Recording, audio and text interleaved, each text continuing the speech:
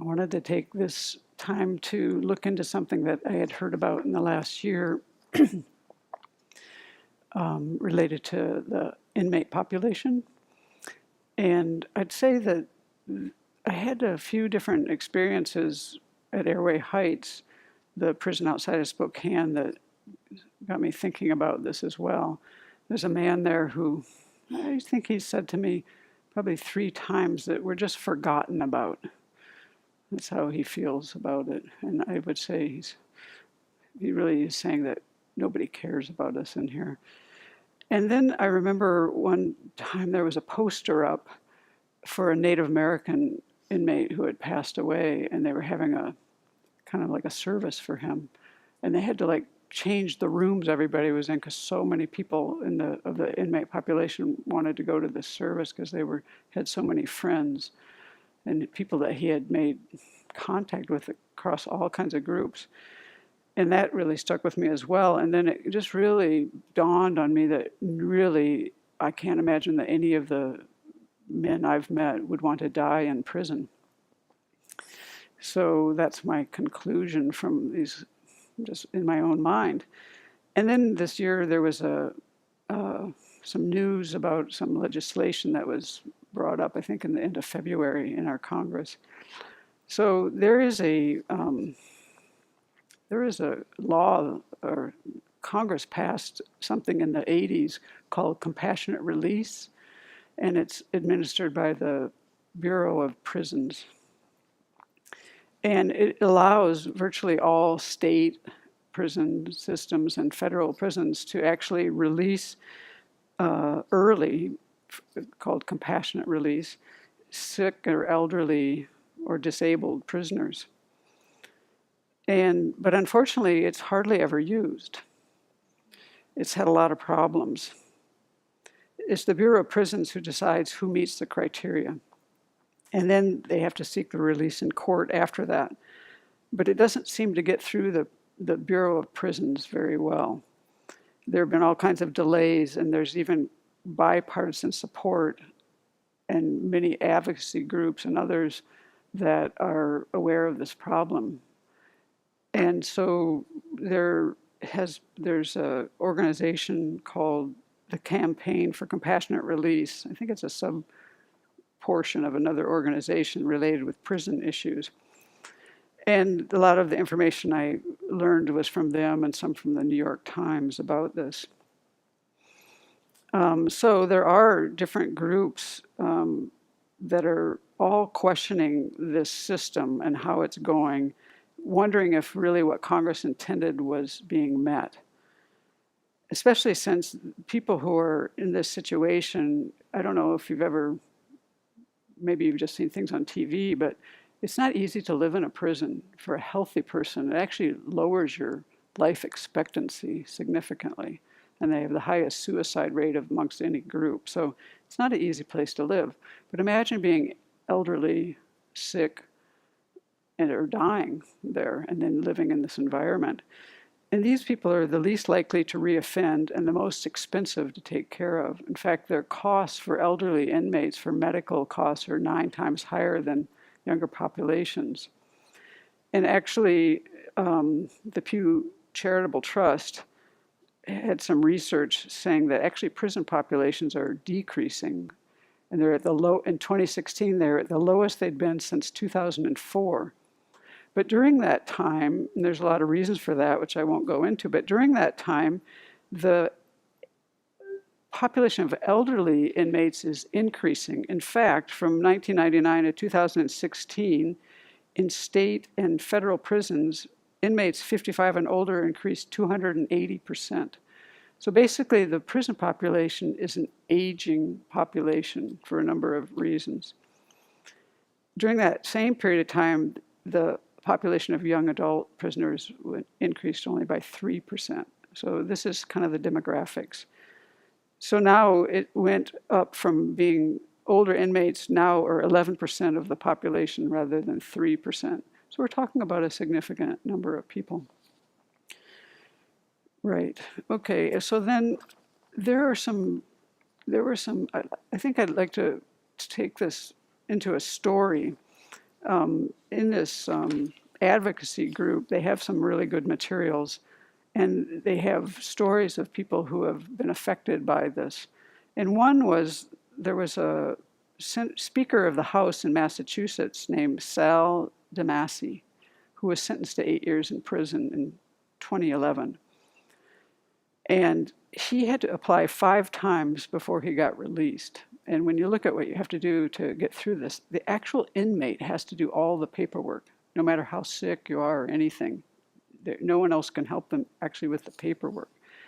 And his wife did a video that's on this advocacy site, and some of her things she said, I found myself, they echoed my own concerns. Her experience was that she got no help. She said, in terms of getting help from the Bureau of Prisons, there wasn't any help, none.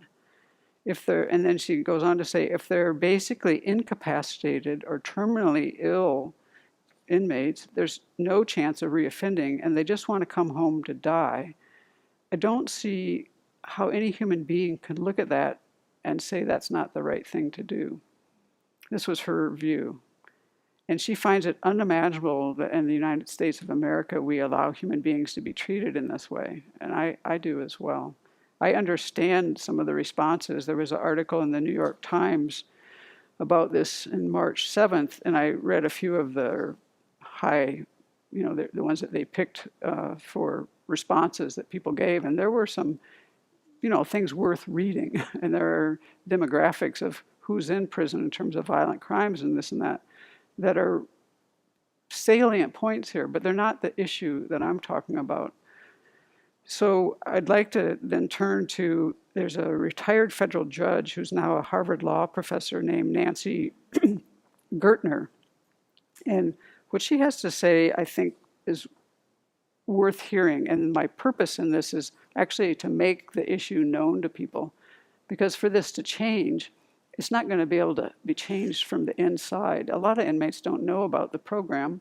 And a lot of prison, according to the things I read, a lot of people who even run prisons don't understand it fully. There's really a kind of a problem with the Bureau of Prisons. So here's what she says about this, and it gives you a picture of the problem. She says, with compassionate release, the statute says that, remember she's a judge, upon motion of the Bureau of Prisons, the sentencing judge can consider compassionate release for extraordinary and compelling reasons. So the process begins with that department, the Bureau of Prisons. But these motions have been, she says, have been few and far between, and they are interpreted essentially not entirely as we're only going to release people who are at death's door. So that's how it's been kind of handled so far. So then she goes on to say, the quality of a society is measured by how we deal with the least fortunate. This is kind of the point of my talk. We are people who are interested in compassion. We're interested in other human beings.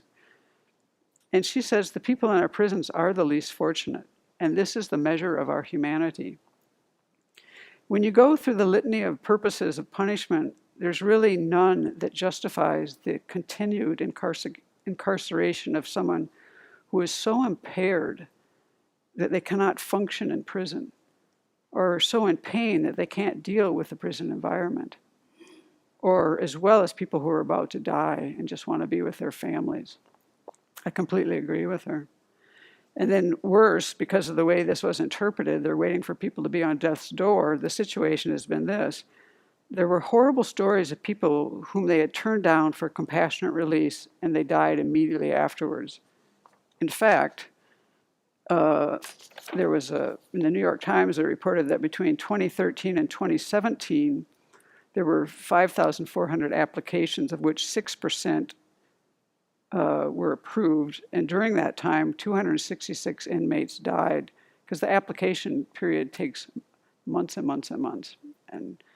And oftentimes the denials are show, this is according to the New York Times, they reviewed dozens of cases, and often the decisions override the opinions of those closest to the prisoners, their doctors, the wardens. So this is really a problem at the level of the Bureau of Prisons. This is where the bottleneck is. So she goes on to say, besides these people who had been turned down and then, you know, they died, there are also stories of people who they agreed to give compassionate release to, and they died on the bus going home because they're waiting so long. You know, of course, it's hard to predict when someone's going to die, but still, that's the point. And so she feels that unless they interpret their regulations more broadly, that nothing will really happen. And so then this campaign for compassionate release is a coalition of diverse organizations whose role is public education and an advocacy campaign. And they have a lot of information about solving this problem. And this starts really with, I think, with Congress, but also with public education and advocacy. So we need to make sure, because many people that we know, I mean, I see these people in the waiting room going to visit their families all the time. Many of those people there, you know, they just don't know anything about this. So some of the problems they identified is the inmates don't know about the program.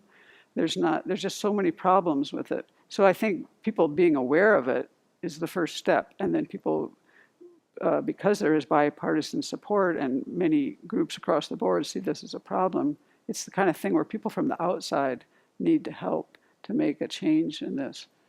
And so I think it's something that's possible. And I bring it up as a Buddhist because I'm interested in living in a society that cares about beings. And I think this kind of fits the bill for that department. Thank you.